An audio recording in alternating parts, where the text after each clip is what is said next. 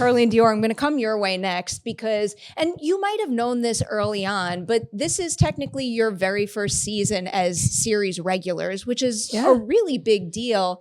Can you tell me a little bit about what getting that opportunity on Percy Jackson means to you and what having a bigger role in the production, you know, helped you achieve this season that you couldn't last? Yeah, I mean, I think something that was so helpful this season was we got to be a part of the prep. Yes. Which was amazing. That was life-changing. We had about 3 weeks of prep before we started filming where we were just doing stunts and working with our acting coach, Andrew, and reading scripts and just really, you know, doing team bonding and just really getting a better understanding of our characters and really kind of building that chemistry and breaking the ice then so that by the time when we started filming, you know, there was no ego involved. And we all just felt super comfortable with each other. And yeah, it was great. And just hanging around, like just being, even if we weren't working, like we came to set a lot because we just wanted to be there. And dude, this year was like life-changing for me. I don't know if it was for you, but it changed my view on the way that I approach my work and the way that I approach my life in general. We'll say it all so many times. Andrew is like the most amazing person ever, like as a mentor, as an acting coach, everything.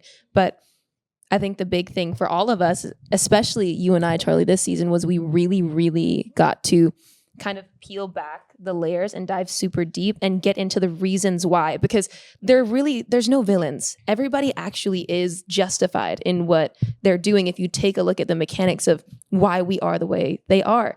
And what I'm super excited for this season too, that I got to really, really work in prep, is Clarisse's arc and understanding her heart and everything. Yeah. I'll follow up on that because I think you mentioned that on the panel yesterday too.